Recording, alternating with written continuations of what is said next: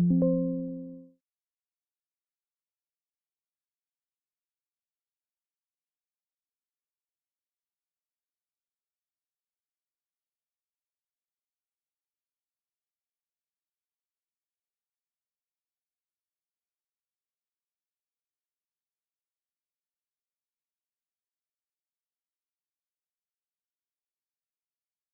tal? Buenas tardes, bienvenidos y bienvenidas. Estamos a un minuto de dar inicio al seminario.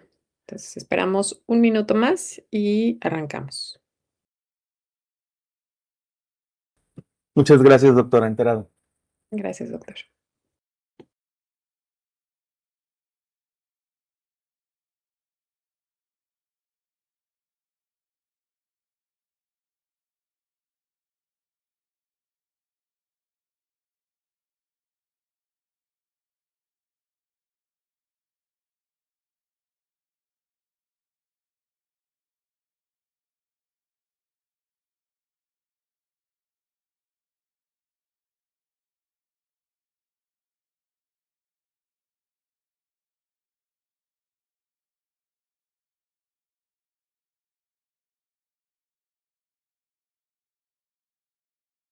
Bueno, pues damos inicio a este seminario de estudios de opinión. Patricia Andrade del CID. Estamos en la última recta, digamos, de las tres últimas conferencias y estamos muy contentos de recibir hoy al doctor Gerson Castellanos Celis. En esta ocasión, su semblanza la va a presentar la maestra Claudia. Adelante, Claudia. Gracias, doctora. Les vamos a presentar al doctor Gerson Alfonso Castellanos Celis. Él fue coordinador del Laboratorio de Tecnología Educativa y del Multicentro de Integración de Tecnologías de la Información y Comunicación de la Facultad de Psicología de la Universidad Veracruzana. Es miembro del equipo editorial de la revista electrónica del Consejo Nacional para la Enseñanza e Investigación en Psicología, SENIP. Asimismo, desarrollador y encargado del soporte de la plataforma Qualis. Actualmente es académico de la Facultad de Psicología Región Veracruz de la Universidad Veracruzana y la maestría en Salud, Arte y Comunidad de la Universidad Veracruzana. También es miembro del núcleo académico básico de la maestría anteriormente mencionada. Participó en la autoría de los libros Percepción, Riesgo y Consumo de Drogas en Universitarios y Consumo de Alcohol y otras drogas.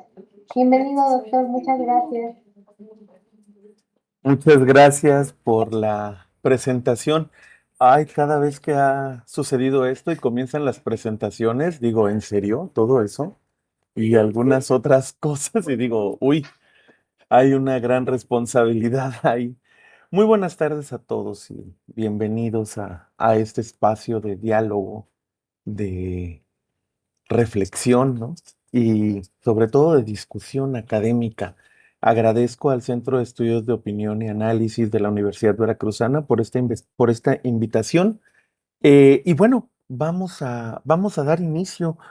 Sí quisiera que pues fuéramos pensando un poco sobre cuál va a ser la dinámica que vamos a llevar en esta plática.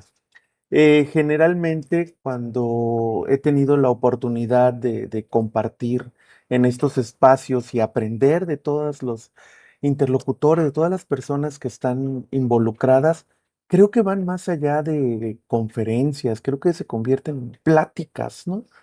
Hay algunos otros espacios donde les llaman conversatorios, ¿no? Pero a mí me gusta este término de plática. ¿Por qué? Ahorita lo vamos a revisar. Ahorita vamos a tocar ese punto. Cuando platicamos, cuando podemos establecer y cerrar este círculo de comunicación con un interlocutor, no solamente es el canal, el medio, sino este elemento bien importante del código y el mensaje. Muy importante en temas de estudios de opinión y con estas herramientas que estamos utilizando en este momento, el utilizar Microsoft Teams, pues nos permite generar un ambiente flexible de aprendizaje, ¿no? Nos permite generar un ambiente mediado por una herramienta tecnológica donde, sin importar dónde estemos ubicados, no esté geográficamente, pues tenemos este espacio de acercamiento. Y hay que sacarle el máximo provecho. Yo los invito a que por favor si hay alguna duda, si hay algún comentario, si hay alguna opinión, lo manejemos como en una plática de café, en una plática con nuestros amigos, en una plática con la familia, en una plática con los compañeros, ¿no? Donde podemos comentar nuestra opinión, siempre con el debido respeto, y hacer saber al resto de la comunidad que, bueno, estoy escuchando y tengo una opinión, tengo un comentario, tengo algo que decir sobre lo que se está comentando. Entonces los invito a que los llevemos de esa manera, que convertamos esta sesión, que convirtamos esta conferencia en una plática. ¿Sobre qué vamos a platicar? Pues sobre ambientes flexibles de aprendizaje y los estudios de opinión. Vamos a involucrarnos ahí con cuatro temas fundamentales, ¿no? Esta relación productiva entre la innovación pedagógica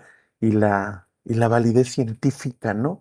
Esta parte de innovación pedagógica que tiene que ver con estos ambientes para el aprendizaje, ahorita le llamamos flexible, y la validez científica de poder recuperar a través de una estrategia metodológica y bien sistematizada, dar una validez a esa opinión que podemos recabar de diferentes informantes, ¿no? Las intersecciones críticas, ¿no? Para la democracia contemporánea, los ambientes flexibles, ¿no? Como yacimientos de opinión. Ahorita vamos a tocar el por qué y vamos a hacer una serie de ejercicios sobre esto, ¿no? Y los retos y sinergias metodológicas, ¿no? Para el estudio de la opinión pública. Son algunos de los elementos que vamos a tocar en esta charla, en esta plática que vamos a tener el día de hoy. ¿Qué es lo que vamos a pretender? Bueno, vamos a intentar analizar cómo los ambientes flexibles de aprendizaje, como ecosistemas de interacción digital, generan nuevos tipos de datos de opinión, ¿no? Que retan y complementan las metodologías empíricas y tradicionales, ¿no? Para el fortalecimiento del debate metodológico y como dice el objetivo de estos seminarios, de esta serie de charlas, ¿no? En México y Latinoamérica. ¿Por qué es importante este tema? ¿Por qué hablamos de estos ambientes flexibles de aprendizaje como ecosistemas de integración digital? Aquí hay un punto bien importante que tenemos que tener presente, ¿no? Para muchos, he escuchado en diversos espacios, ¿no? Que hablan del evento de la pandemia, todo lo que nos sucedió con el SARS-CoV-2, con el COVID-19, ¿no? Cómo comenzó un auge así fuertísimo de lo que es la educación a distancia y en todos los niveles educativos y en diferentes ámbitos empresariales, educativos, sociales, administrativos, etcétera. Tenemos que utilizar las herramientas tecnológicas, tenemos que comenzar a utilizar educación a distancia para poder dar continuidad en este periodo complejo de intermitencia por el COVID, por el SARS-CoV-2. ¿Cómo tenemos que hacerlo? Y vamos a utilizar educación a distancia. ¿Y qué fue lo que sucedió? Pues entonces lo que pasó es que muchos maestros agarramos nuestras presentaciones de PowerPoint, las convertimos en PDF y las compartimos, ¿no? O de repente también nos enfrentamos a esta situación donde las lecturas de diversos artículos de divulgación se compartían, ¿no? Y hubo algunos casos también en diferentes espacios donde era la lectura de esos materiales, ¿no? ¿Qué sucede años después? Es normal escuchar a diversos padres de familia y en diferentes sectores.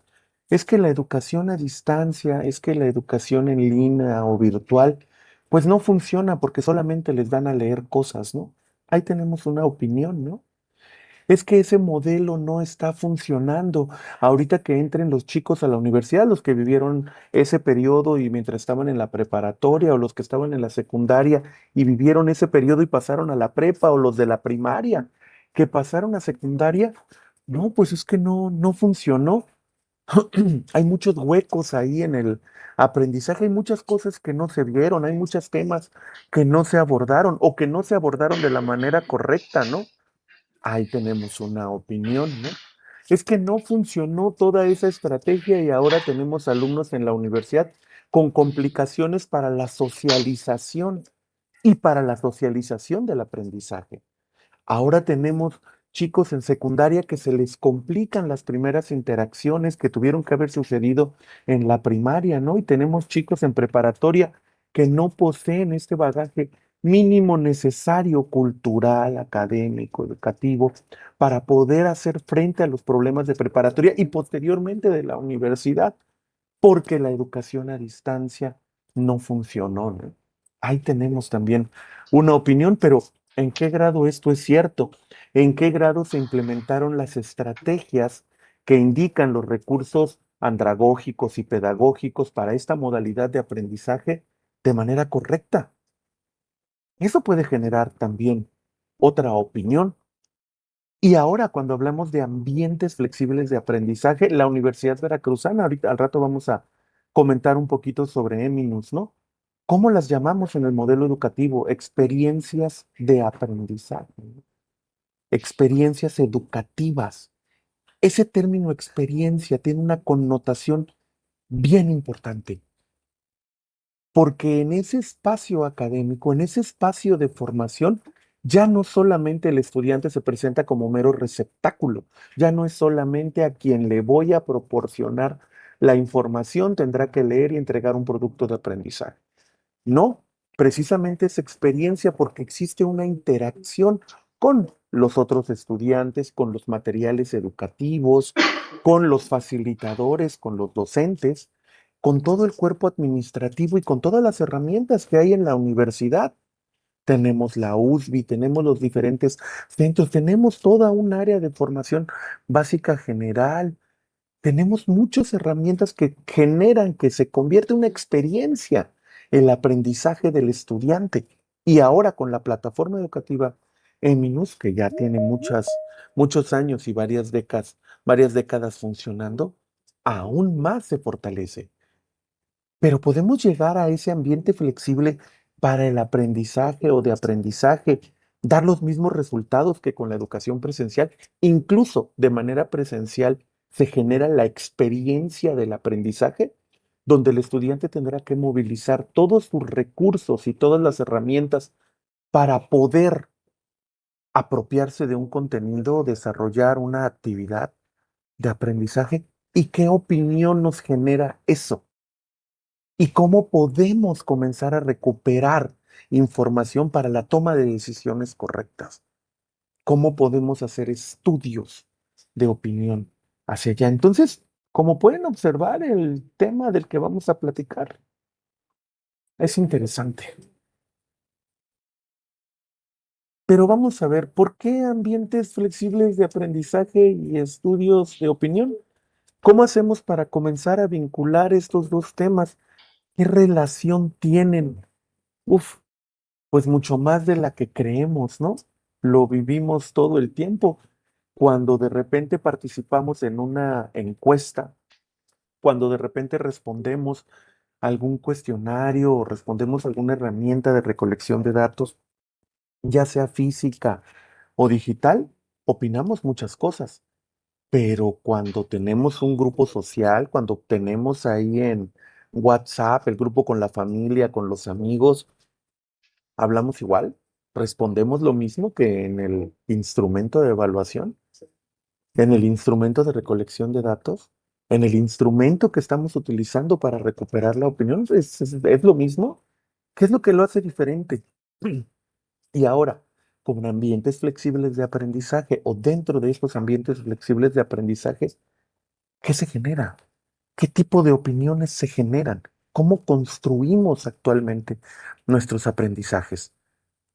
Aunque tengamos sesiones presenciales y aunque trabajemos directamente en el aula, la influencia que tenemos de los diferentes medios digitales, de las diferentes herramientas digitales es constante. Lo estamos viendo ahora mismo. Estamos utilizando una herramienta que nos proporciona la universidad, Microsoft Teams, para poder tener en un solo espacio todos los recursos que requerimos para tener esta charla, para tener esta plática. Lo mismo con las sesiones que tenemos dentro de la universidad en las diferentes experiencias educativas, ¿no? Incluso algunas de las facultades, todas me atrevo a decir, ya cuentan con aulas virtuales, ¿no? donde herramientas, videocámaras, pizarrones, etcétera, digitalizados, nos permiten expandir, nos permiten salir de ese espacio de 4 dimensiones, de fijo, hacia más allá. Sí. Entonces, sí existe una relación entre los ambientes de aprendizaje flexibles, incluso tradicionales, y los estudios de opinión. Pero comencemos a hablar primero sobre qué es un ambiente flexible de aprendizaje. Comencemos a aterrizar bien esta idea, ¿no?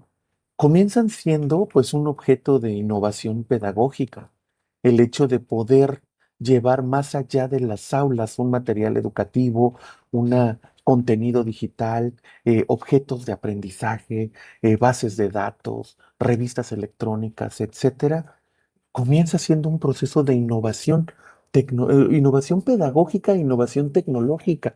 Hace unos años recuerdo que la universidad en la USB comenzó con el proyecto del Tesario, ¿no? Donde se digitalizan todas las tesis y están a disposición de toda la comunidad.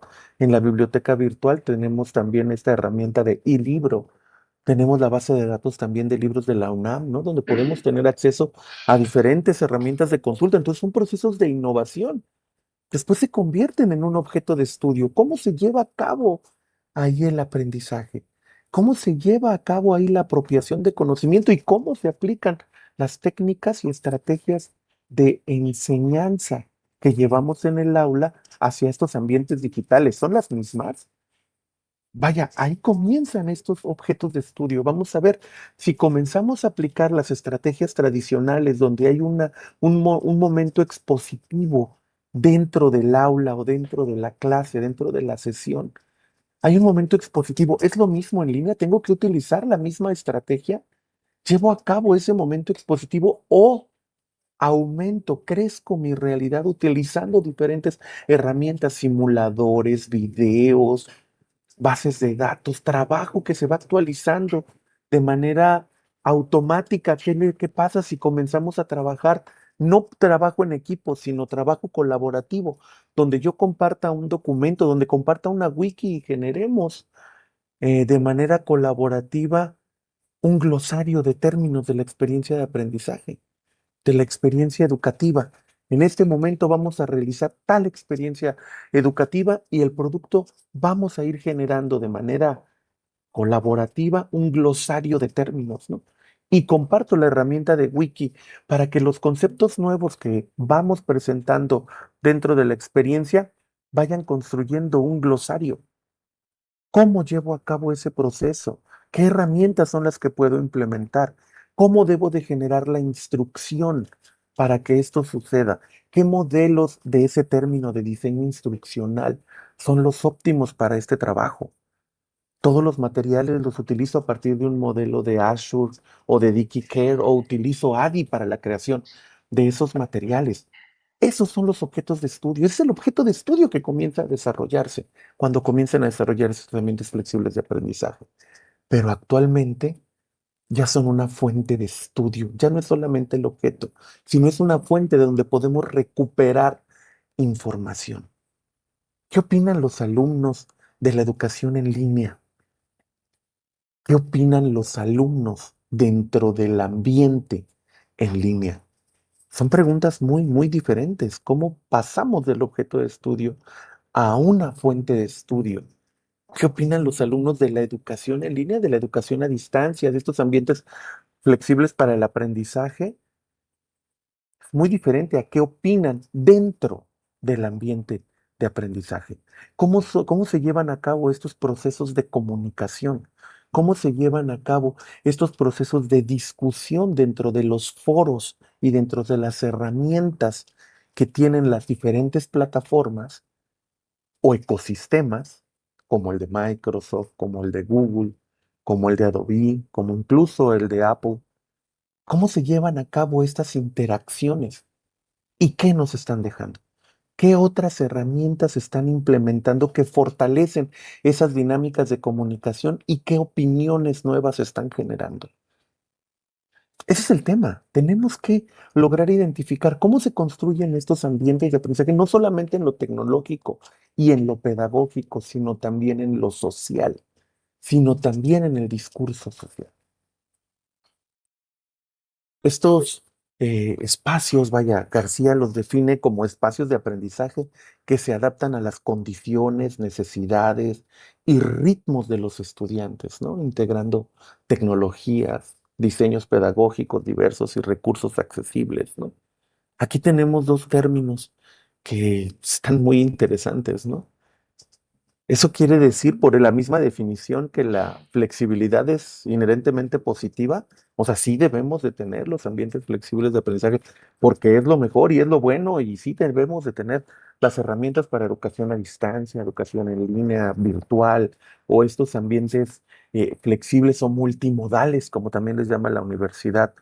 ¿Es positivo? Pues sí debemos de tenerlo. O sea, ¿y es en serio que todo es positivo? Y la educación en línea también democratiza el acceso, vaya, a la educación per se. También democratiza el acceso. A ver, vamos a hacer un ejercicio, por favor. Yo me imagino que ya muchos de ustedes conocen esta herramienta. Por favor, ingresen a menti.com. Quien lo desea puede escanear ahí el código QR, por favor, para que hagamos un ejercicio. Voy a dejar de compartir un momento para activar el cuestionario.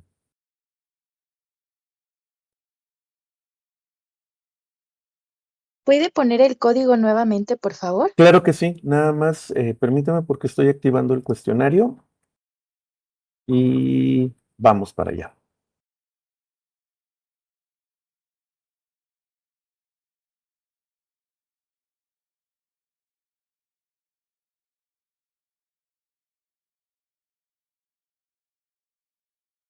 Aquí lo tenemos. Ya sea que ingresen a menti.com, ustedes decidan, y el código que nos aparece ahí es el 4424-2413 o con su celular pueden escanear también el código QR y desde el celular. Ya van 7 personas conectadas. Ay, ya van más. Vamos a ver. Aparece ahí una primera pregunta. ¿Ustedes creen que la flexibilidad es inherentemente positiva? No. ¿Podemos escribir más? Vamos a ver. Vamos a ver. Comparto. Me comentan, por favor, si pueden ver la pantalla. Ahí está. Ya hay otra respuesta que dice que no. Ya nos están diciendo por acá que sí.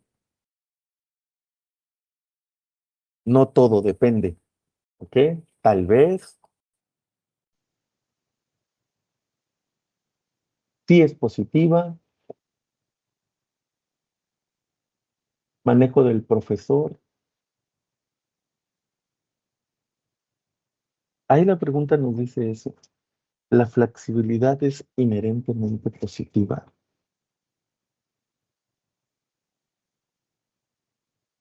Yo me pregunto, el hecho de que tengamos estas estrategias y dinámicas tan flexibles, ¿no también concede al estudiante una responsabilidad mayor del hecho de aprender? No implica, de apropiarse de un contenido, vaya, no implica también llevar al estudiante al desarrollo de otras competencias, de otras habilidades que tendrá que también lograr contener. Existe este investigador Ritz que nos comenta su historia del Chimborazo, ¿no? El Chimborazo, que es la montaña, ¿no?, más alta del mundo, del centro de la Tierra hacia una de las extremos, ¿no?, de las orillas. Uno pensaría que es el Monte Everest, pero no. El Monte Everest es desde el nivel del mar hacia la cima, son 8.800 metros, ¿no? El Chimborazo tiene mucho más del centro de la Tierra hasta la punta donde termina el monte del Chimborazo. ¿Cómo llega él al Chimborazo? En su plática en TED, con gusto la comparto, Él comenta que comenzó buscando una cosa en internet y el haberla buscado te lleva a otra y después vio un mensaje en la presentación que lo llevó a otra y luego vio otro mensaje que lo llevó a otra cosa y terminó en el chimborazo, ¿no? Ese es un elemento de la flexibilidad que no sé si sea de repente tan positivo. ¿Cuánto de nosotros nos ha sucedido que entramos a la red a buscar alguna información para esta presentación electrónica, para la herramienta que estoy utilizando en este momento de comunicación o para leer o informarme sobre algún tema en específico y de repente veo un mensaje y de repente leo otra cosa y cuando me doy cuenta ya pasaron 40 minutos que estoy buscando otra información, que estoy buscando o leyendo, más bien abordando otras cosas y no la información que inicié teniendo, ¿no? Luego, buscando alguna estrategia para poder atender, ¿no? La actividad que tengo que realizar en línea y entre voy viendo una herramienta, otra, y de repente ya me encontré con 4 herramientas y ahora cuál de ellas utilizo, ¿no? O ahora el uso de la inteligencia artificial, o abro ChatGPT o abro Gemini o abro cualquier otra de las herramientas que existen actuales y comienzo a generar un prompt. Y después de que ya lo plasmo, híjole, no, a ver, mejor así, no, a ver, mejor así, no, a ver, mejor así. Entonces, ¿toda esa flexibilidad es realmente positiva o necesitaremos generar nuevos caminos de formación y nuevas estrategias de formación para no de repente salirnos por la tangente o para no distraernos de lo que queremos hacer? Ahí es un tema interesante para saber si es inherentemente positiva. Y ahorita ustedes están compartiendo, no todo, depende. Depende del manejo del profesor. Sí, sí es positiva, ¿no? Depende del contexto, ¿no? No es ni positiva ni negativa, es simplemente una herramienta. Sí, tal vez. Tenemos ahí esos elementos, ¿no? Por otro lado, pues sí, está la flexibilidad del aprendizaje, utilizar mis herramientas, mis recursos a mi ritmo y a mi tiempo. Ahí tenemos elementos positivos. El hecho de que si estoy en sesiones dentro de la universidad y tengo mi experiencia educativa a las 7 de la mañana, pero vivo en otra comunidad o en otro municipio, ¿no? Diferente a donde está la facultad que tengo que ir a tomar clases y la clase es a las 7 de la mañana, donde tendría yo que levantarme a lo mejor a las 5 para agarrar el autobús a las 6 y llegar corriendo a la facultad. Y de repente nuestro docente, el académico, dice, no se preocupen, pueden tomar la clase en línea, ¿no? Va a estar las sesiones en línea. Oye, se flexibilizó el espacio de aprendizaje y eso puede ser muy, muy positivo, ¿no? Pero ¿qué pasa con los que viven a 5 minutos de la facultad? Pero como tengo esa ventaja, pues ya no me apresuro, ya no corro, la puedo tomar en línea. Ahí tenemos un montón de opiniones, ¿no? Y de temas. Pero a ver, ¿qué está sucediendo ahí? ¿Estaremos premiando la resiliencia individual sobre la construcción de los sistemas de apoyo robustos? ¿Qué quiere decir esto? ¿Qué es lo que estamos considerando y qué es lo que sí estamos premiando? La capacidad que tienen de repente los estudiantes y también los docentes de generar nuevas estrategias y recursos para poder atender las exigencias que tiene estas modalidades, estos ambientes flexibles, o estamos apoyándonos en eso en lugar de generar los sistemas adecuados y robustos para que puedan funcionar. Es decir, dejo dentro de mi sistema la responsabilidad al estudiante, al docente, para que él genere las estrategias y genere las competencias, desarrolle sus competencias necesarias para poder trabajar con esta modalidad de estudio, o debiésemos enfocarnos en generar ambientes que sean intuitivos y que no permitan la distracción de esto. ¿Qué me pueden responder? Seguimos ahí en Menti y tenemos ahí las opciones para que puedan ustedes responder. ¿Qué estamos haciendo? ¿Estamos premiando la resiliencia individual sobre la construcción de sistemas de apoyo realmente robustos? ¿Quién quiere comentar? Recuerden, estamos en menticoon.com, 4424-2413 es la clave, ahí está el QR y tenemos ahí la pregunta, ¿no? estamos premiando la resiliencia individual sobre la construcción de sistemas de apoyo, se debe capacitar definitivamente.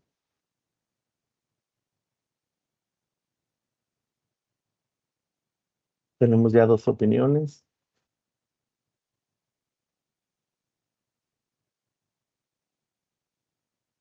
Porque recordemos que eran dos preguntas las que teníamos ahí, las que planteamos, ¿no? La flexibilidad es inherentemente positiva y la otra es la educación en línea democratiza el acceso. Vamos a ver, gracias por sus participaciones. Estamos premiando la resiliencia individual. Dicen que sí, se debe capacitar y otros definitivamente. Pero ahora vamos a ver sobre si la educación en línea democratiza el acceso. ¿Qué me quieren decir ahí? Completamente de acuerdo, en desacuerdo, de acuerdo, están en desacuerdo o completamente en desacuerdo. De acuerdo, la educación en línea democratiza el acceso. Muy bien, completamente de acuerdo, en desacuerdo. Muy bien, tenemos ya varias participaciones. Ahí ya tenemos completamente de acuerdo y de acuerdo están nivelados, pero en desacuerdo se lo está llevando. La educación en línea democratiza el acceso. Muy bien. ¿Eso quiere decir que la brecha digital es también una brecha cognitiva y social? ¿Por qué pregunto esto? Porque precisamente la educación en línea democratiza el acceso.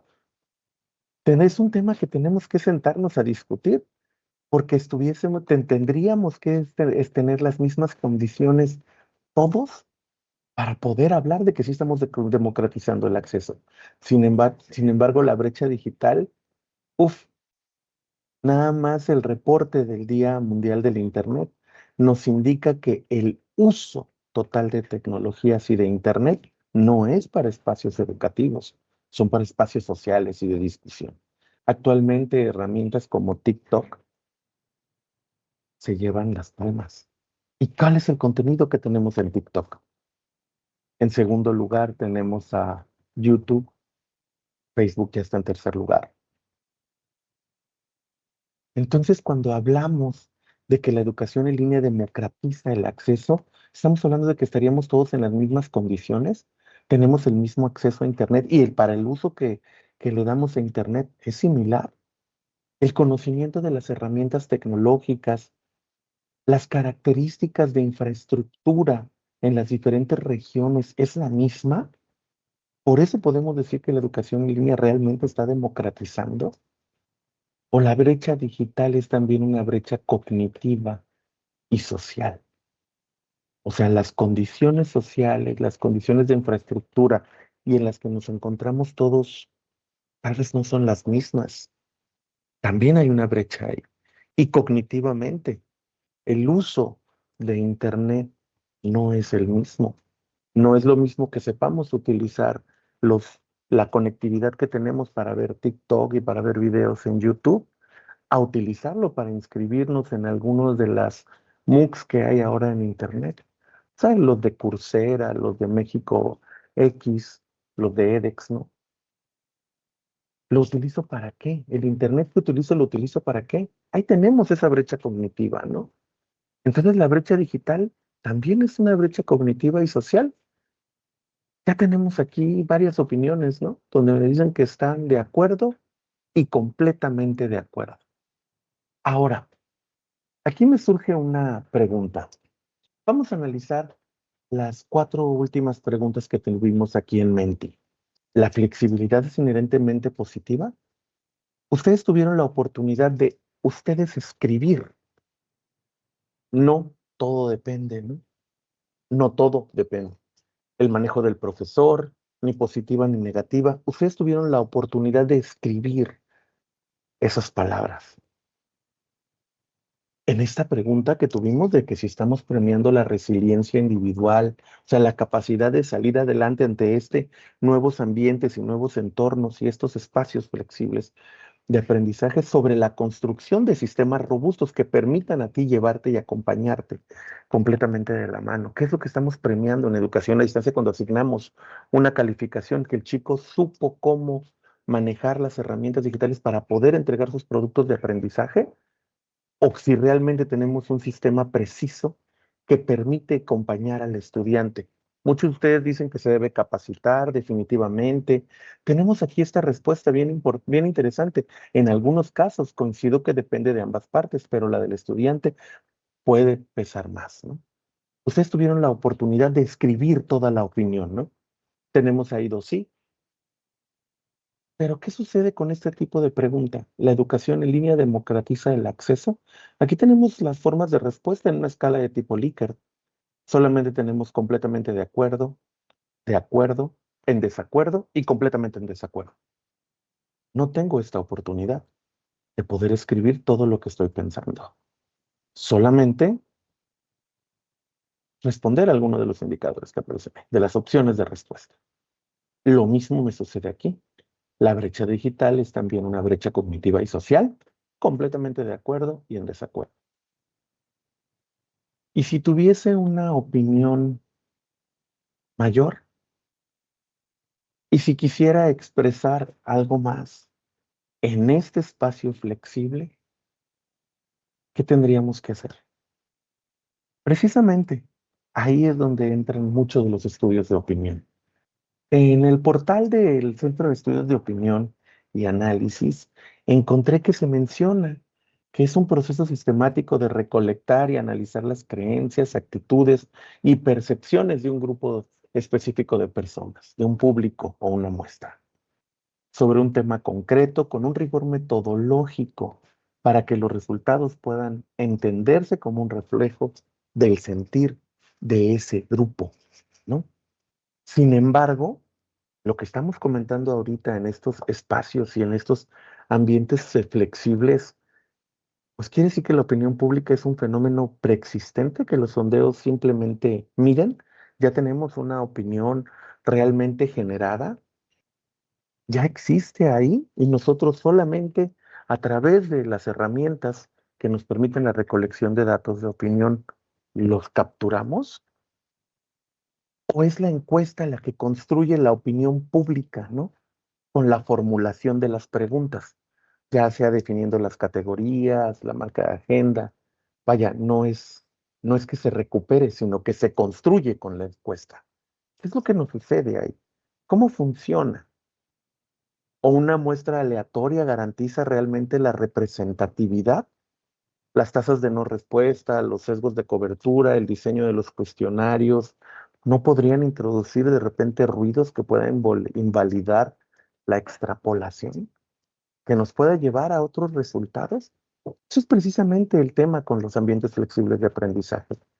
¿Cómo puedo recuperar la opinión real de un tema específico cuando de repente en productos de aprendizaje encontramos un producto que nos indica que el estudiante sí se apropió de un contenido, pero de repente en foros de discusión, dentro del mismo ambiente flexible, se comenta que no hubo un aprendizaje? Lo vemos también de repente en las evaluaciones que se realiza de la universidad para ver el desempeño docente. No hay una evidencia de que las cosas no estén funcionando porque hay productos de aprendizaje en la plataforma educativa, porque están los foros de discusión donde se dialoga de manera constante a partir de preguntas de activación o preguntas detonadoras. Pero de repente encontramos ya en la recuperación de los datos que hay del desempeño docente que no fue como se mostró en la plataforma. ¿Qué está sucediendo ahí? ¿Cómo podemos atender y cómo podemos mejorar estas, estas situaciones, estos escenarios? La Universidad Veracruzana, vaya, a través del Centro de Estudios de Opinión y Análisis, pues tiene propuestas muy ricas para poder atender estas preguntas y saber cómo podemos trabajarlo, ¿no? La Universidad Veracruzana tiene todo un ecosistema de estudios de opinión ahí mismo en la universidad. Fue muy interesante para mí estar revisando toda esta información que está en el portal, no solamente del Centro de Estudios, sino de todo este ecosistema de trabajo y que es para la formación de todos los interesados, ¿no? Ahí está una fotografía del edificio.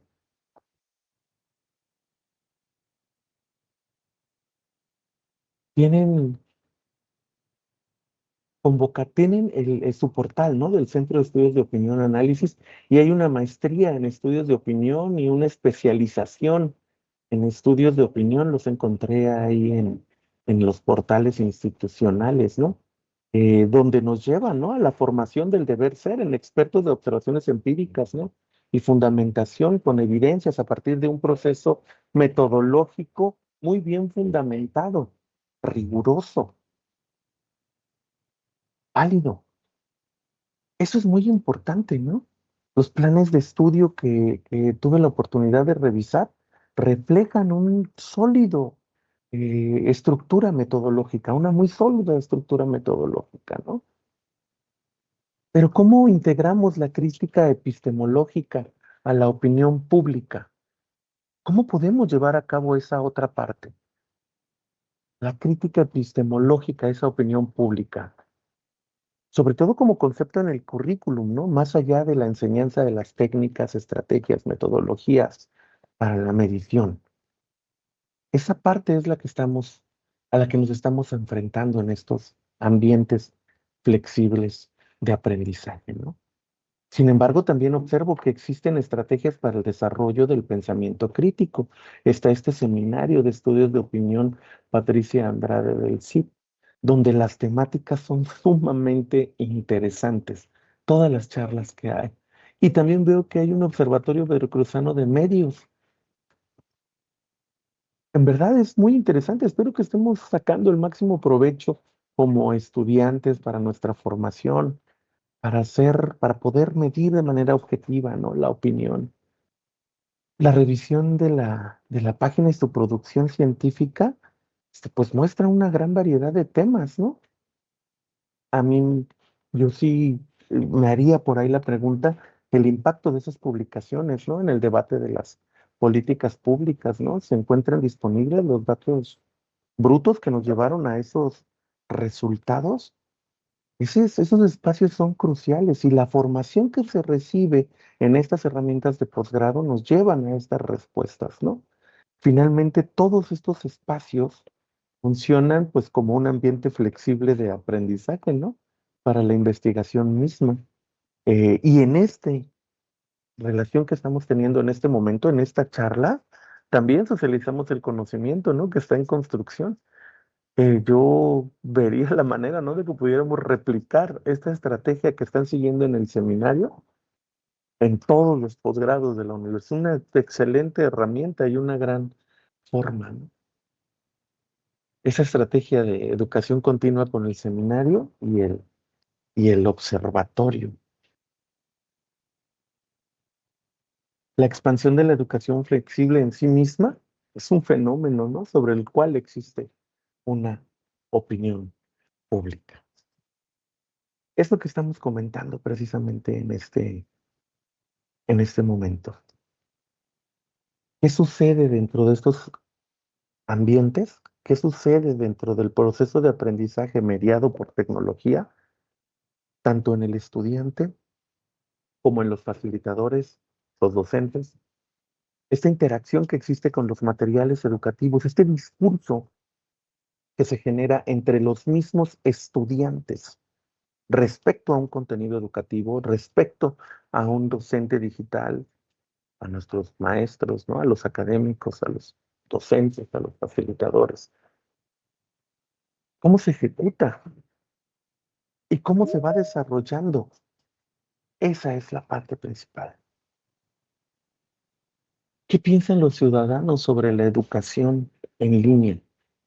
¿Cómo se forman estas percepciones, estas influencias por medios de comunicación o por experiencias directas? ¿Cómo se llevan a cabo?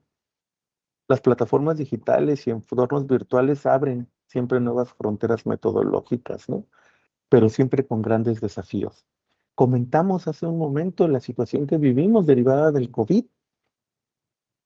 ¿Qué piensan los ciudadanos sobre la educación en línea?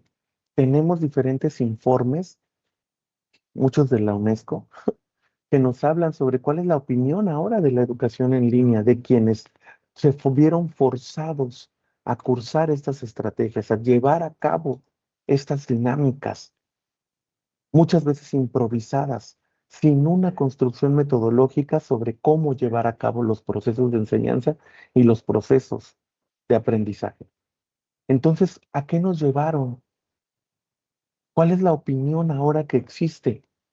Yo dije hace un momento, algunos compañeros, algunos amigos, algunos familiares, ¿no? Con hijos de diferentes niveles educativos, incluso compañeros de trabajo, ¿no? Que se vieron, pues, en la necesidad de poder llevar a cabo esto que llamamos home office, ¿no?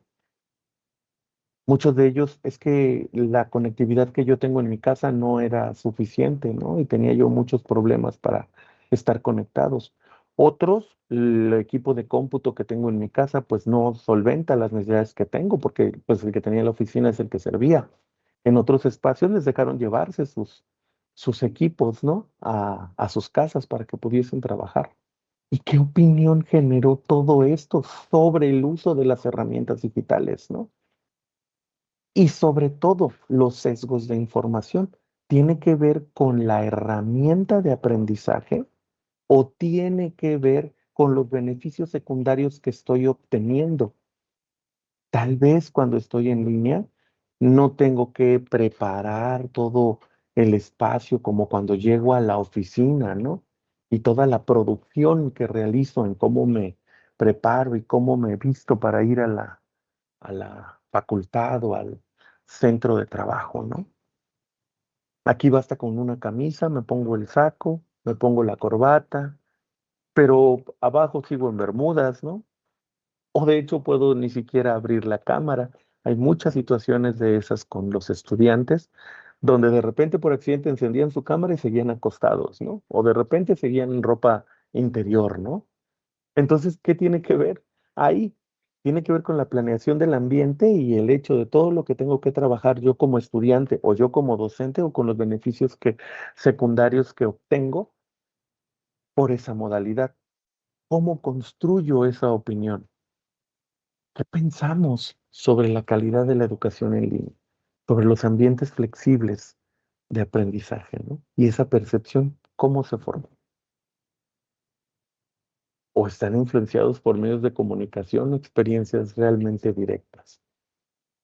Ahí tenemos realmente demasiadas posibilidades de conocer cuál es la opinión real. Las plataformas digitales y entornos virtuales abren nuevas fronteras metodológicas, pero siempre, cada una de ellas, con grandes, grandes desafíos.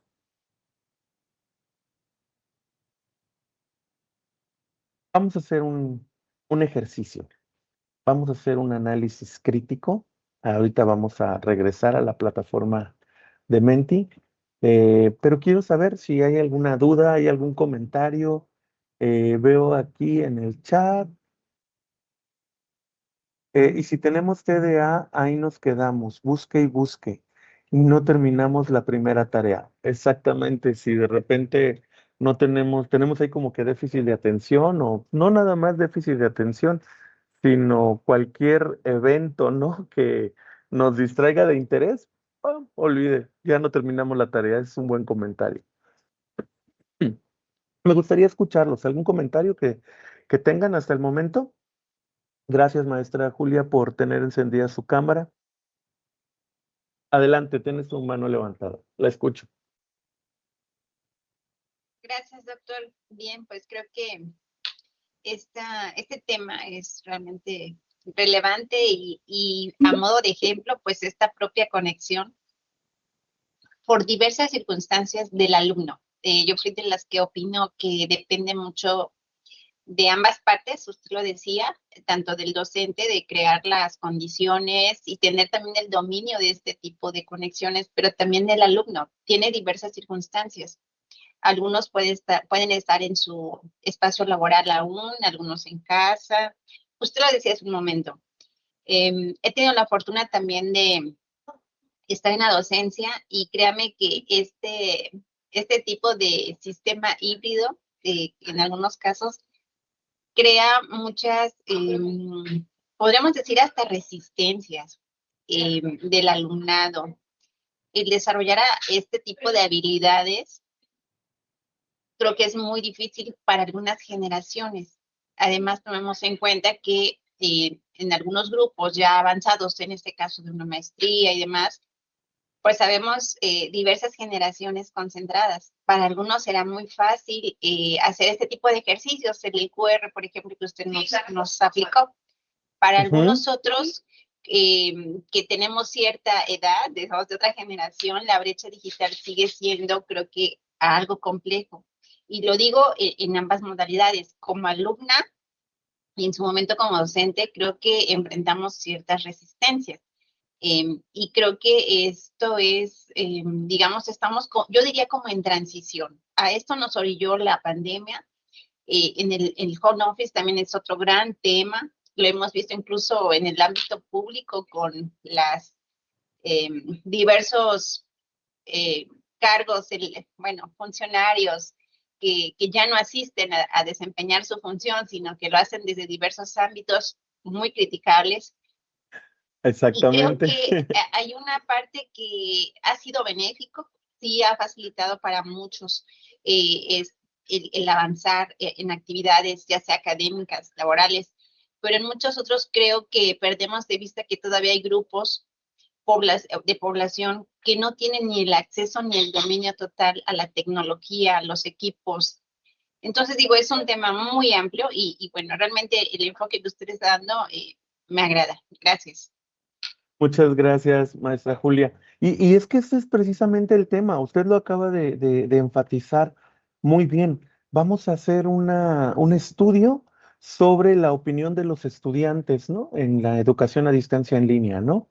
Y partimos con esas preguntas. ¿Qué opinas sobre las estrategias pedagógicas implementadas por el maestro, ¿no? Y después vienen algunas siguientes preguntas que dice, ¿utilizó recursos tecnológicos como PowerPoint, como diferentes formas de slide, ¿no? Y te quedas preguntando, bueno, ¿y quién te va a responder realmente tuvo el equipo para poder percibir la presentación electrónica como la presentó el maestro?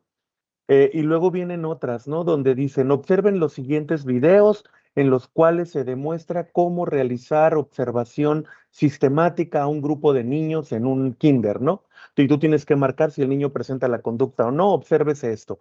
Y de repente la conectividad de la persona está en una zona alejada, ¿no? De las zonas urbanas, tiene una muy mala conexión y tiene un video de 15 minutos que se va reproduciendo cada 3 segundos y se va parando, ¿no? Y regresan a la siguiente sesión el día lunes, porque lo dejó de tarea el fin de semana, y pregunta al maestro, ¿quiénes vieron el video, no? Y de repente 3 personas levantan la mano y dicen, yo no tuve la oportunidad. ¿Cómo? Si está disponible en línea. Ahí estaba para todos, ¿no? ¿Y cuál es la opinión que se va generando? ¿Cómo evaluamos esa situación? ¿Cómo comenzamos a trabajar con esa situación, ¿no? ¿Cómo tenemos que hacer un instrumento que nos permita recuperar la opinión de los estudiantes, en este caso, lo más objetiva posible respecto al fenómeno educativo? No a la brecha, no a la conectividad, sino al fenómeno educativo, ¿no? Y por el otro lado, tienes la evaluación que viene hacia los docentes y tienes al estudiante que evalúa con determinadas características porque está en zona urbana, porque tiene una alta conectividad y tiene una opinión. Y de repente te aparecen los diagramas, las campanas, los diagramas de Gantt, completamente separados. Y dices, a ver, ¿qué pasó aquí, no? Ah, porque nos estamos yendo a un fenómeno que no se puede medir de esa manera. Y eso es lo que sucede en los diferentes ambientes de aprendizaje. Y eso es lo que sucede en esos ambientes flexibles. ¿Sí? Ahí tenemos ese tema precisamente. Y ahí es donde está la complejidad y la relación. Genero estudios de opinión para ambientes flexibles de aprendizaje. ¿Qué voy a evaluar del ambiente flexible de aprendizaje y cómo voy a llevar a cabo esa, esa evaluación? Muchas gracias, maestra Julia, por sus comentarios. Vamos a hacer un ejercicio. En ese ejercicio vamos a regresar nuevamente a Menti. Tenemos ahí el QR y tenemos ahí el código 4424 2413. ¿Y qué nos vamos a encontrar aquí? Este es el ejercicio. A ver, coméntenme. ¿Está usted a favor de que las empresas controlen el tiempo de descanso de sus empleados? A ver, vamos a ver. Opinemos al respecto. Hay 11 personas conectadas.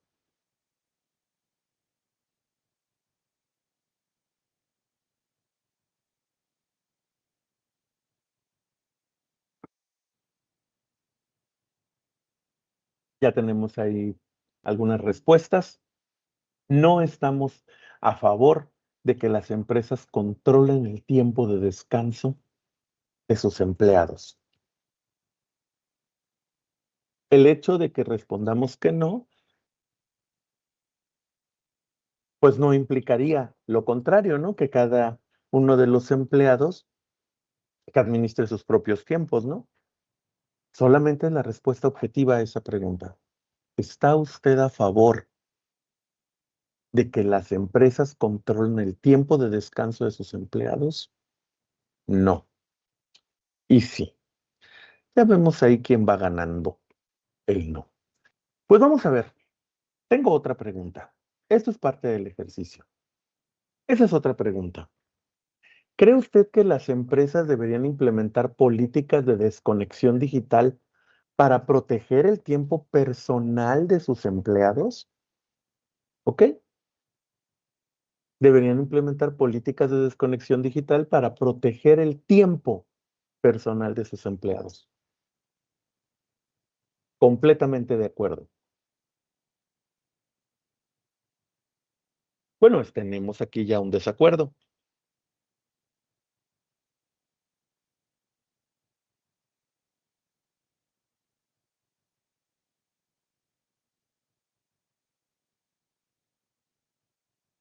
Ya tenemos ahí varios en desacuerdo, completamente en desacuerdo hay una persona. ¿Cree usted, creen ustedes que las empresas deberían implementar políticas de desconexión digital para proteger el tiempo personal de sus empleados? Es decir, que las empresas no se metan, no manden mensajes, ¿no? Para proteger el tiempo personal de sus empleados. Miren, aquí tenemos tres completamente de acuerdo, un desacuerdo, tenemos bastantes en desacuerdo, ¿no? Y completamente en desacuerdo. La pregunta anterior decía si estábamos a favor de que las empresas controlen el tiempo de descanso de sus empleados. No, no estamos a favor de eso. Solamente hay unas participaciones de que sí. Aquí, pues, haya también en desacuerdo, ¿no? Es la mayoría, ¿no? Sin embargo, hay algunos que estamos completamente de acuerdo. Una persona por ahí está de acuerdo. Pero, ¿qué es lo más interesante de de ese ejercicio que acabamos de hacer en este momento? Pues que es un concepto similar. Estamos preguntando prácticamente lo mismo en las dos preguntas, ¿no? ¿Qué es lo que cambia? El encuadre. La opinión no es solo lo que se piensa, sino también cómo se pregunta. En entornos digitales donde la atención es limitada, el diseño del cuestionario, de los instrumentos de recolección de datos, de las encuestas, de las herramientas, debe ser aún más crítico. Pusimos ahorita el ejemplo con la maestra Julia, ¿no? Pusimos ahorita ese ejemplo. ¿Qué quiero evaluar del funcionamiento del ambiente flexible de aprendizaje? De la opinión que se está generando dentro de esos ambientes flexibles sobre los procesos de enseñanza y sobre los procesos de aprendizaje. ¿Qué es lo que quiero evaluar? Ahí tuvimos hace un momento dos preguntas similares. ¿Estamos a favor de que las empresas controlen el tiempo de descanso? Si estuviese yo completamente de acuerdo, entonces un punto es que no se envíen mensajes de WhatsApp después del horario de trabajo. Estoy controlando el tiempo de descanso de los empleados, ¿no? Pero cómo está formulada la pregunta es muy diferente a cómo se lee en esta segunda. ¿Cree usted que las empresas deberían implementar políticas de desconexión digital para proteger el tiempo personal? Ahí tenemos elementos que llaman la atención sobre lo que estamos comentando. Adelante, maestra Julia. Sí que levantó su mano.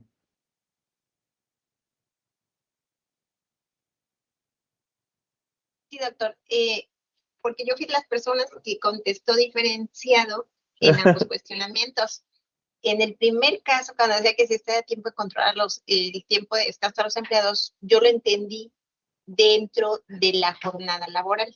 Ujú. Entonces, pues sí, casi todos tenemos un espacio, ya sea de comida o de, no sé, el tiempo que en el ámbito laboral se destine dentro del horario.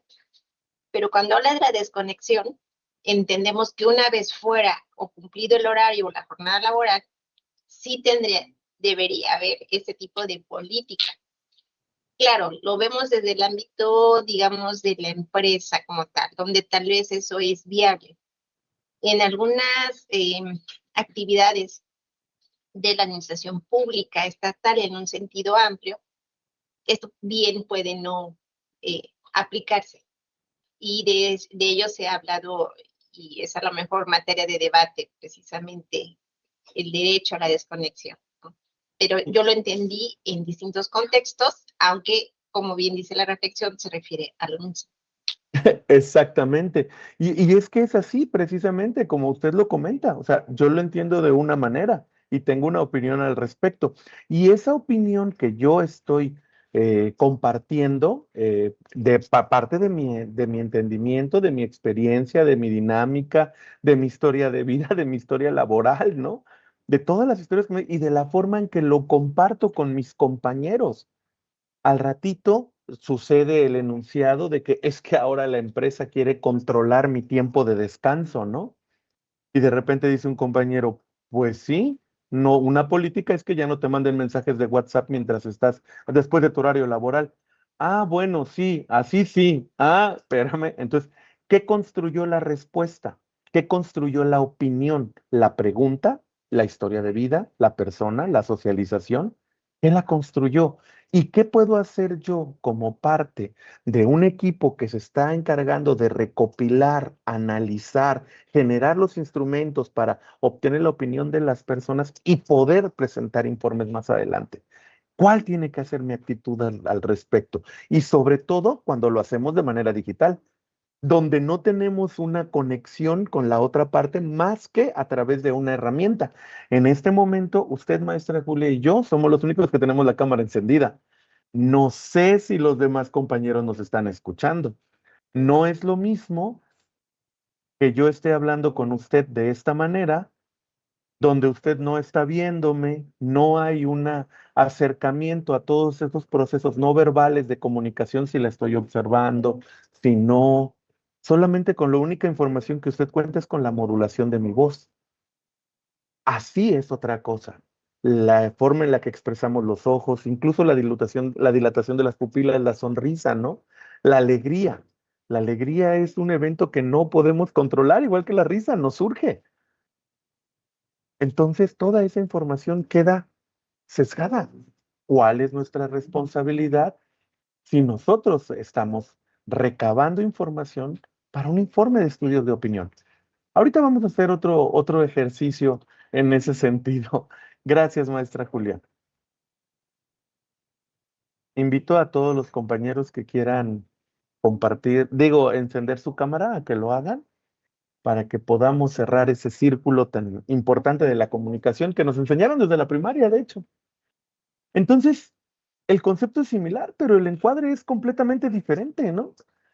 Parecen que son preguntas diferentes, pero la forma en la que están construidas recuperan una opinión también diferida. ¿Y qué es lo que pasa en la universidad? ¿Qué es lo que pasa con nuestras herramientas? ¿Qué es lo que pasa con las estrategias y los ecosistemas que la propia universidad ha desarrollado y ha generado para estos trabajos? Comentamos hace un momento que el poder trabajar en ambientes flexibles de aprendizaje, sobre todo en esas modalidades, van más allá de subir un PDF, ¿no? es esta red de acciones cognitivas y prácticas y de multimodalidades, ¿no? Que integran las nuevas tecnologías de la información y la comunicación. Por eso el término experiencias de aprendizaje, ¿no? En el caso específico de utilizar la herramienta de Eminus, experiencias de aprendizaje.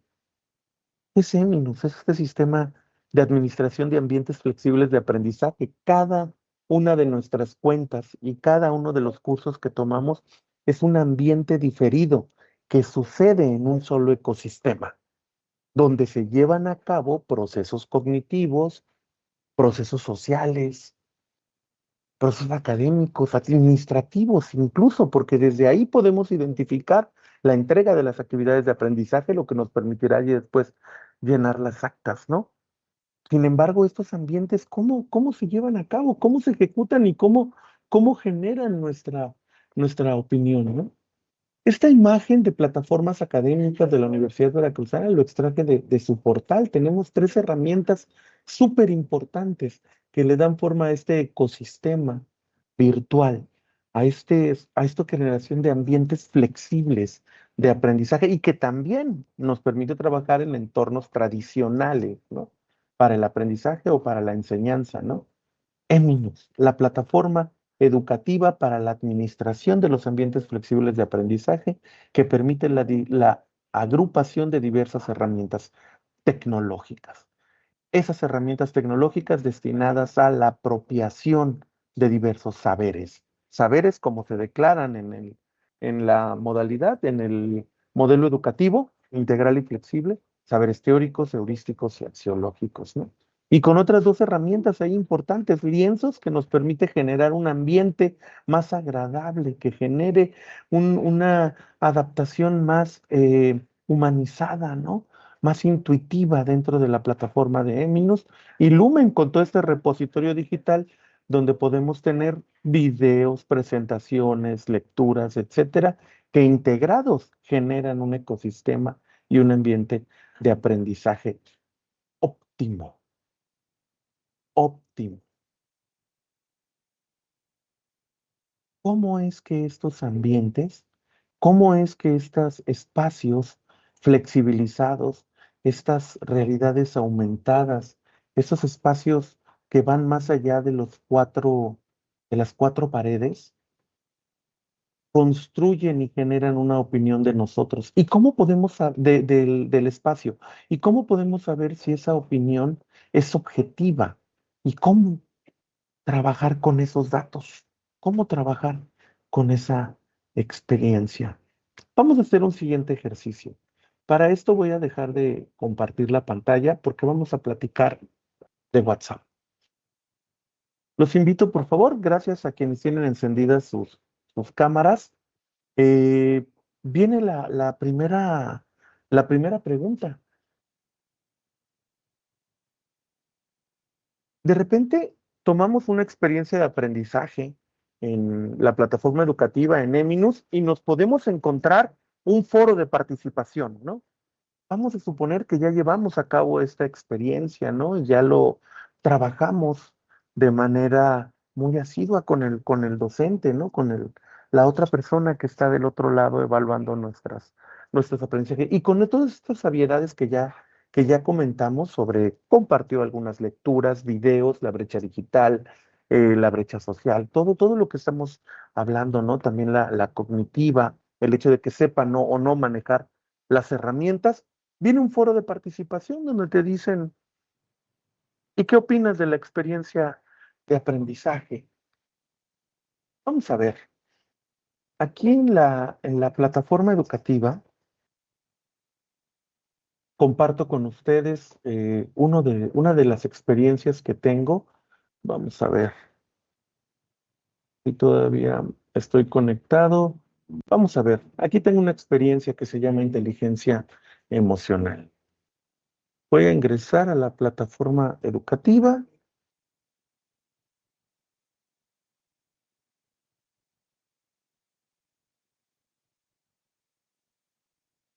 Aquí tengo una inteligencia emocional, ¿no?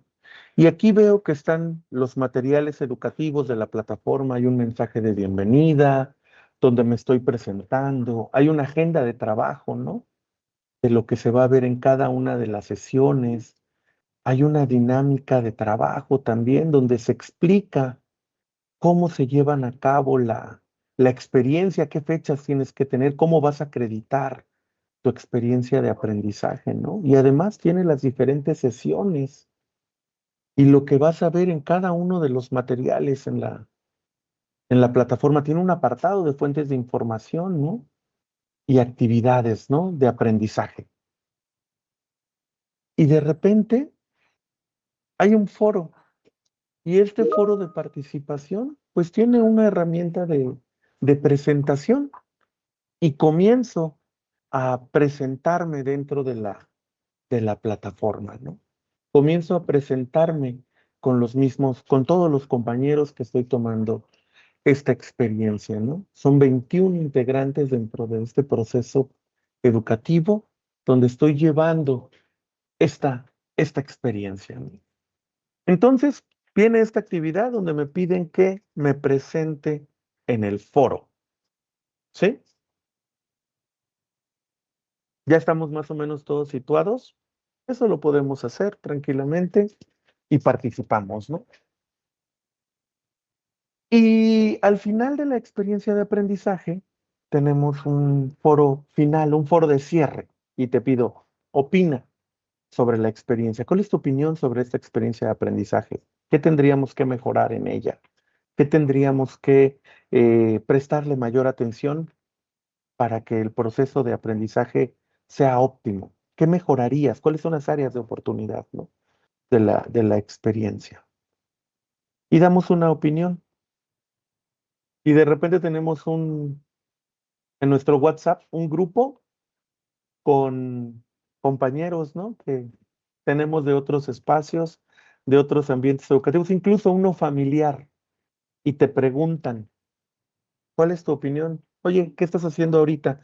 No, pues estoy cursando una experiencia de aprendizaje que se llama inteligencia emocional. Oye, ¿y qué tal está? ¿Qué opinas? Ahí viene la pregunta.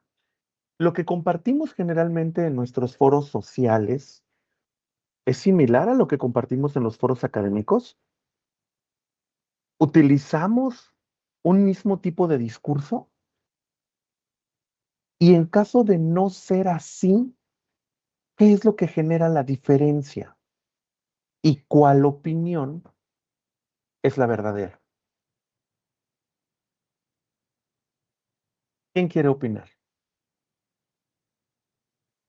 Se mandó un mensaje en el chat eh, para el registro de su asistencia al seminario, entonces los invito a que lo vayan respondiendo también. Gracias por el mensaje. Pero vamos a ver, ¿quién quiere opinar ahí al respecto? Sí, Op- buenas tardes. Adelante, Vilma. Yo pienso que en el caso del foro no hay un aspecto importante que es el tema del anonimato. Una de las características que por lo general se busca a la hora de preguntar una opinión sobre algo es que sea anónimo, precisamente para evitar que la persona diga algo que no, o sea, o sea, que diga lo que realmente está pensando sobre ese tema. Y además que, por ejemplo, cuando uno comparte con un familiar, no existe una relación de poder, como es en el caso entre profesor y estudiante, que si el estudiante tiene un criterio negativo, al saber que el profesor lo va a ver, puede pensar que puede haber alguna represalia o algo así, y de esa forma no expresar su verdadera opinión, ¿no? Ok, tienes toda la razón, Vilma. ¿Y entonces qué le reporto a la administración de la facultad? Pues No, yo, o sea, tú lo yo no acabas de digo de no decir. preguntar, sino de tener en cuenta estos aspectos. O Claro. sea, a la hora de recoger las opiniones, si no se está garantizando anonimato, es muy posible que estas opiniones estén sesgadas, no sean las opiniones más objetivas posibles, ¿no? Ajá. Hablamos específicamente del caso en Eminus, ¿no? Puedo utilizar otra herramienta, ¿no? Dentro del ecosistema que me da la universidad. Puedo utilizar un formulario donde no guarde yo tus datos y te comente que la encuesta es anónima. ¿Y tú estás segura que va a ser anónima? Cuando yo te comente, ¿sabes qué? Yo como tu facilitador no voy a saber quién va a responder.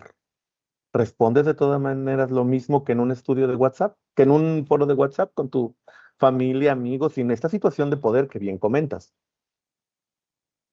Ese es No, precisamente el tema. Ese es precisamente el tema. Y entonces, los informes que hacemos de opinión, ¿qué pasa ahí? ¿Cómo mejoro la experiencia de aprendizaje si en las personas con las que estoy recuperando información hay dudas ahí? Muchas gracias, Vilma. Alejandra, adelante. ¿Qué tal, doctor? Bueno, parece Doctora, que estamos, adelante. no, no, cuidado. Estamos hablando de dos cosas bien distintas y creo que desde hace rato estoy como que quiero decirle, pero Adelante, tampoco quería adelante. interrumpirlo. Por un lado, estos ambientes flexibles de aprendizaje me parece muy interesante. De hecho, ahorita me puse a revisar en Scopus y ya hay varios diagnósticos que justamente revisan eso, ¿no? Que Ujú, justamente entran a conocer cuál es la experiencia de aprendizaje, por lo menos en Perú, estoy viendo en Chile y en otros lugares, ¿no? Entonces sería bien interesante consultar estos estudios y presentar estos resultados porque ya los hay, ¿no? O sea, hay ujú. estudios de opinión que hablan de los ambientes virtuales. Y por otro lado, de repente yo veía mucho esta parte de la opinión verdadera y lo más objetivo.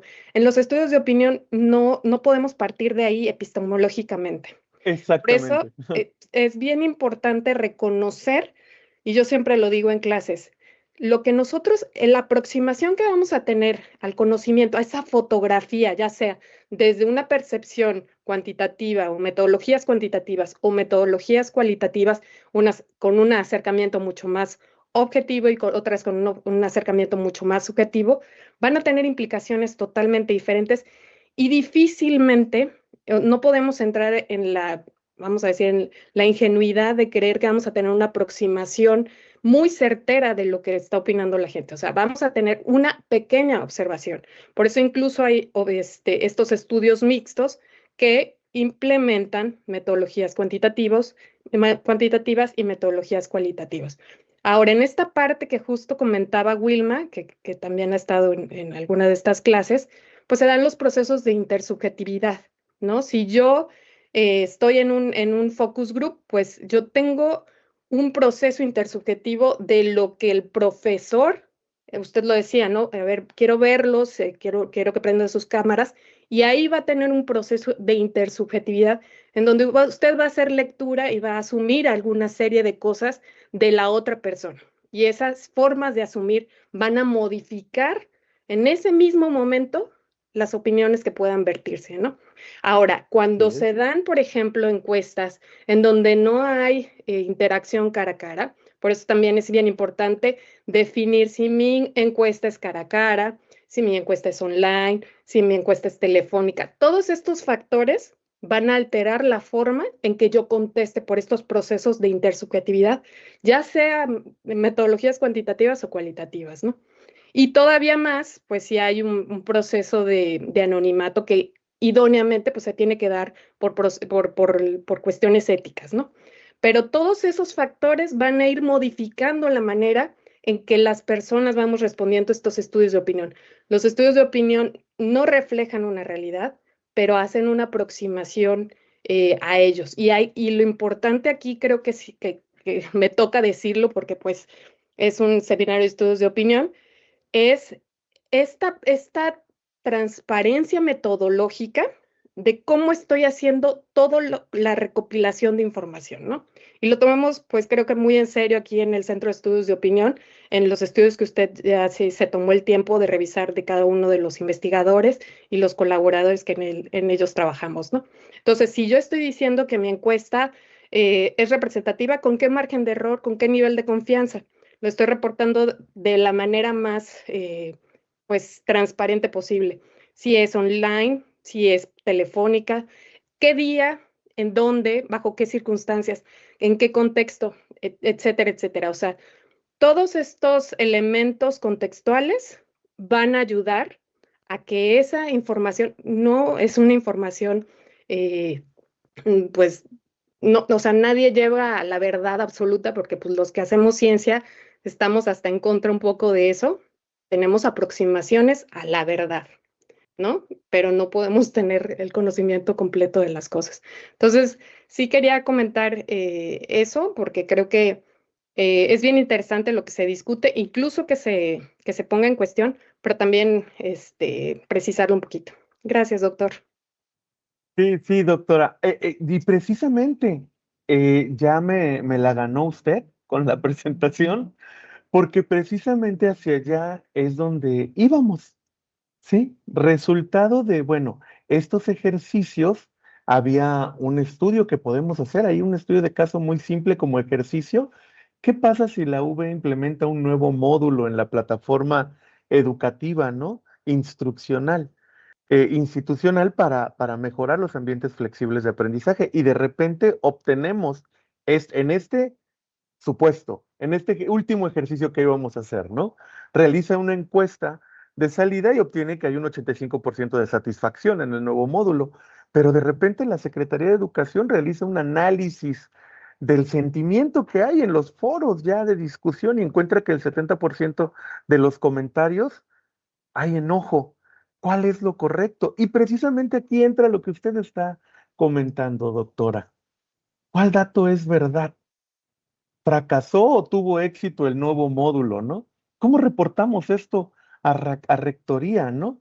Si obtenemos dos datos completamente diferentes y decimos que el 85% de satisfacción reportado por el Centro de Estudios de Opinión, pero por la Secretaría el 60% son negativos. Entonces, ¿hay un dato verdad? Ambos son verdad, ¿no? Una Una de las encuestas mide la percepción general, es el resultado final, y el otro mide la fricción del proceso, la experiencia emocional. Son dos datos, los dos datos son correctos. Y precisamente allá teníamos que llegar con esta discusión y con este ejercicio de estudio y de pensamiento crítico. ¿A cómo puedo llegar a saber cuál es cierto o no?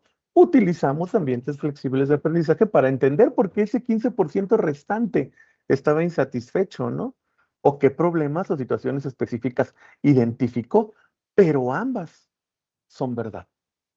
Es ahí a donde queremos llegar a partir de este pensamiento crítico, porque esas dudas nos van a surgir. ¿Qué es lo que es cierto? El instrumento construye la opinión existe y solamente la recabamos. El ejercicio que hicimos ahorita de las dos preguntas, que serán la misma, pero con una redacción y un enfoque diferente. Ambas son verdad. Y precisamente lo que hemos estado encontrando dentro de la estructura curricular y el trabajo que se está haciendo del Centro de Estudios de Opinión es el desarrollo de este pensamiento crítico. No es solamente lanzo una encuesta, sobre todo en ambientes flexibles, donde determino, ya obtuve la opinión y esto es lo que está sucediendo, marcándolo con el título de verdad absoluta. No, este es un fragmento de la información que quiero recuperar. Maestra Alejandra, hacia acá íbamos, hacia acá íbamos. Muy Muchas bien. gracias por su comentario. Adelante, Julia. Adelante, Julia. Gracias. Entonces, solo para abonar porque a lo que ya comentaron, en, en estas encuestas de opinión de los cursos, sobre todo virtuales, en el caso, en el ámbito que yo me desarrollo, está la Escuela Judicial Electoral, donde la totalidad, en un 90% sus cursos, diplomados, maestrías son virtuales. Entonces, cuando opinamos sobre la calidad, los contenidos, porque se supone que son para mejorar, pues en el entendido de que estos son anónimos, es decir, que no nos van a vincular en nuestro nombre y demás o matrícula, pues creo que solemos expresar lo que realmente pensamos, porque sí, y si es bueno, pues también, claro, decir lo positivo, pero bueno, en mi experiencia yo sí suelo decir lo positivo, pero también lo negativo. Sobre todo, o lo que hace falta, completar o corregir o actualizar, porque creo que de eso se trata estas encuestas. Entonces creo que la verdad a la que se pretende llegar en ese tipo de encuestas, pues depende mucho de la, digamos, objetividad del alumno, ¿no? Y no es que la encuesta en sí fracase o sea o no sesgada, sino que depende mucho del criterio del alumnado. Gracias. Exactamente.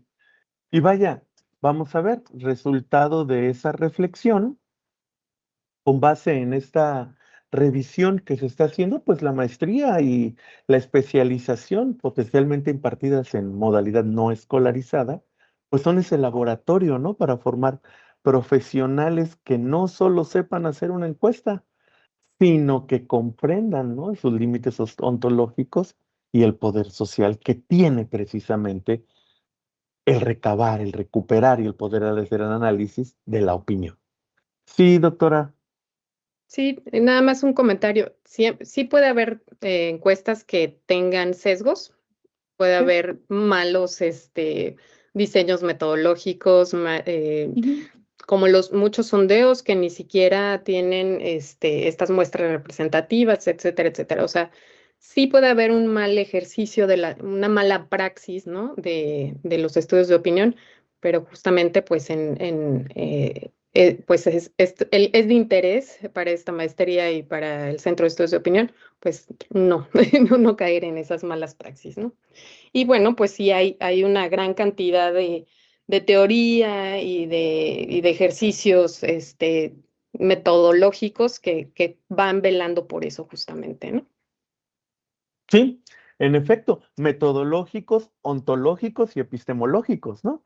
Mm, Una serie de estrategias que nos permiten a ese pensamiento crítico, donde no solamente genera el reactivo por el reactivo, ¿no? No solamente genere la pregunta por la pregunta, sino poder recuperar realmente, en medida de lo posible, ante estas situaciones, pues la información que nos permita tomas de decisiones más adelante, sobre todo con el juicio social. Y precisamente hacia acá es a donde queríamos llegar, ¿no? Resultado de la reflexión de estos ejercicios. Opino lo mismo cuando estoy en WhatsApp, en mis grupos de compañeros, de amigos, a cuando respondo una encuesta con la misma estructura y teniendo, pues saber que no me van a recuperar los datos, posiblemente no. ¿Qué sucede? Aquí es a donde queríamos llegar, ¿no? En estos ejercicios.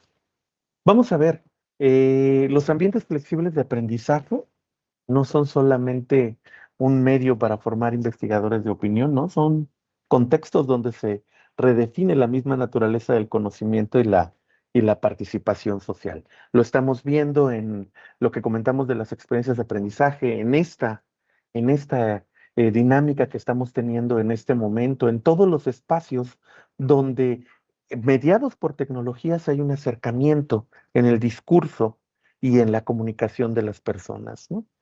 Para los profesionales del estudio de opinión en México, pues ignorar estos datos de estos ambientes flexibles es como ignorar lo que se dice en los cafés, ¿no? Es perderse en la conversación real, ¿no? Y la opinión pública en América Latina requiere de este análisis estructural que pues considere profundas desigualdades, ¿no? Estamos comentando en un inicio, pues precisamente estas brechas digitales, ¿no? Estas brechas también cognitivas, estas brechas sociales. No estamos en las mismas condiciones de igualdad para ejecutar estos ambientes, ¿no? Y poder trabajarlo de la misma. Entonces, las opiniones que podemos recuperar son varias, ¿no? Y dependen básicamente de el momento en el que me encuentre, la información que quiera recuperar. En esa revisión que encontré del objeto que tiene, pues, estos espacios de diálogo y de discusión, veo que está dirigido, bueno, dice ahí público en general y estudiantes, ¿no? De los diferentes posgrados. En el mismo sentido que comentó hace un momento la doctora, pues quiero dejarles algunas preguntas ahí que puedan ustedes aterrizar ya en sus sesiones, las experiencias educativas, ¿no? Están los estudios de opinión tradicionales obsoletos frente al Big Data, al Machine Learning, a la inteligencia artificial. O sea, ¿cómo es que vamos a comenzar a trabajar, a enfrentar estos retos actuales, ¿no? El Big Data, estas grandes cantidades de información. Tenemos ahí diferentes ejemplos, ¿no? Donde opiniones públicas y sobre todo con fines políticos son orientados por el análisis de esos grandes datos de información. El machine learning, la manera en la que vamos entrenando a la inteligencia artificial con esos grandes datos, cómo nos llevan y cómo orientan y modifican opiniones de la comunidad, de la población, ¿no? Y sobre todo el uso de inteligencia artificial. ¿Cómo podríamos diseñar políticas educativas que utilicen los ambientes flexibles para fomentar una ciudadanía más crítica e informada, no solamente más capacitada, suponiendo que estos ambientes flexibles, bueno, llegan a más gente con el tema que comentamos, ¿no? De las brechas, pero que sí nos permiten llegar a más gente, no solamente que esté capacitada, sino más crítica, que tengamos espacios más informados, ¿no? Y en el contexto de Veracruz, México, Latinoamérica, ¿cuáles son los temas de opinión pública más urgentes de investigar con rigor? Ahí dejamos unas preguntas que pueden servir para su posgrado, ¿no? En las diferentes experiencias educativas que llevan. Finalmente, bueno, comparto esta presentación con las personas que nos brindaron la oportunidad de platicar con ustedes en estos espacios. Aquí hay unas fuentes de información que encontré y pues muchas gracias por su atención. Ah, veo que hay una mano levantada. A ver, dejo de compartir.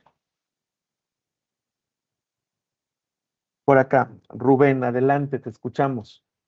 Sí, sí, ahí un poco reflexionando sobre la primera pregunta y para detonar la discusión tal vez en este aspecto de si están obsoletos los estudios de opinión tradicionales frente a nuevas tecnologías de información y comunicación.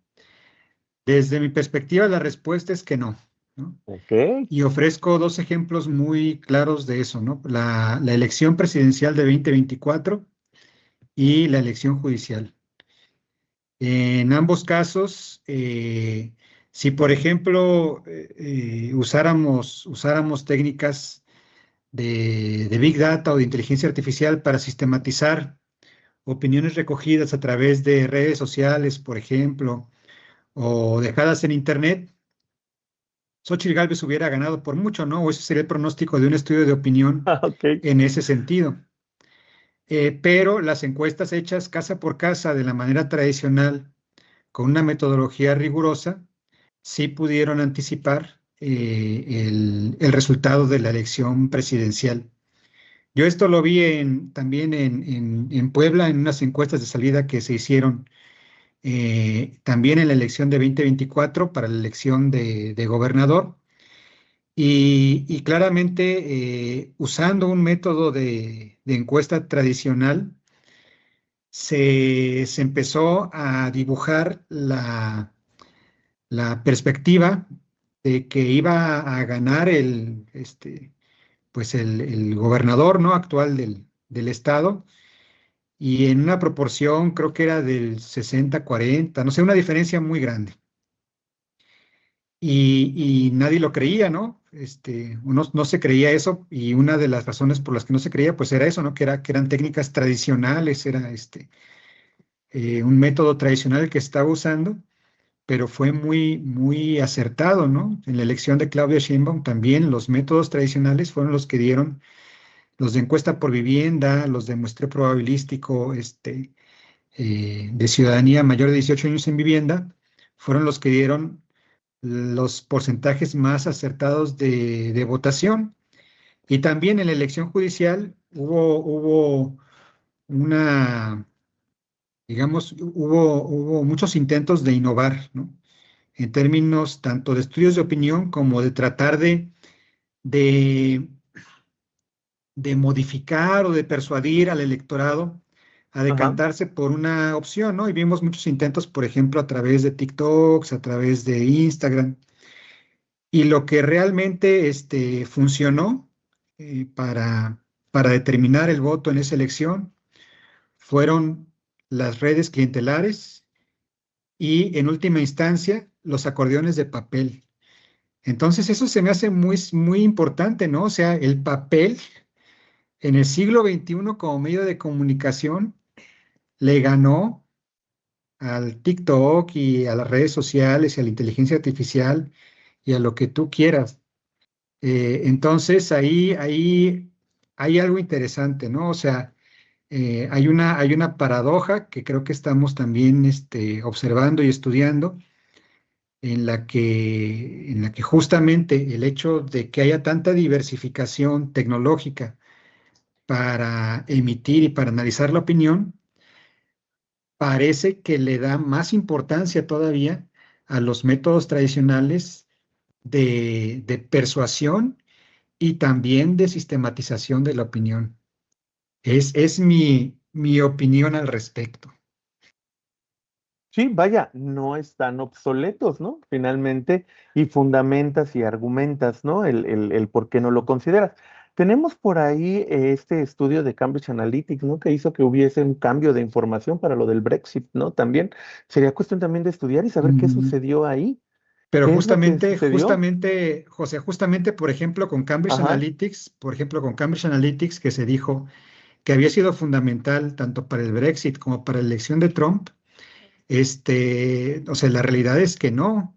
Los británicos y los estadounidenses desde hace muchos años eran nacionalistas, y en particular los estadounidenses además, o la Ahí mayoría del está el tema, electorado, ahí está o el la tema, mayoría del ajá. electorado estadounidense desde hace mucho tiempo es nacionalista, racista y xenófobo, ¿no? Entonces, ahí no se modificó ninguna opinión. Este, la influencia, por ejemplo, de esos ejercicios como Cambridge Analytica fue una influencia muy marginal. Sin embargo, ahí sí se concede, ¿no? Que esas influencias marginales podrían tener un impacto, pues a final de cuentas, decisivo en la En elección. el Pero, por puntaje final, ejemplo, ajá. cuando hubo Cambridge Analytica, Donald Trump perdió la elección popular, ¿no? Por así decirlo. Fue la distritación electoral lo que le hace ganar esa elección. Ajá, pero ahí está, ¿no? Precisamente lo acabas de decir, había ya un antecedente ahí, que vaya, solamente hubo este sesgo. Maestra, doctora Alejandra, levantó su mano. Sí, ya nada más para cerrar un poco estas ideas que creo que siempre vale la pena cuestionarlas. Claro. Yo creo que estamos en una época y bueno, en el Centro de Estudios de Opinión, varias tesis de los alumnos incorporan Machine Learning, Big Data, etcétera. Y, y, y al final todo depende, ¿no? O sea, ¿qué queremos? ¿Cuál es nuestro objeto de estudio? ¿Cómo queremos tener la aproximación? Pero muchas veces mi crítica al Big Data, al análisis de estas grandes bases de datos, es que lo que más nos falta son los datos, ¿no? Nos están faltando una gran cantidad de datos sociodemográficos. Todavía, aunque hay algunos esfuerzos ahí por eliminar bots, etcétera, pues tenemos esta fantasía de la información por otros intereses que están ahí metidos, ¿no? Entonces, Están presentes, ajá.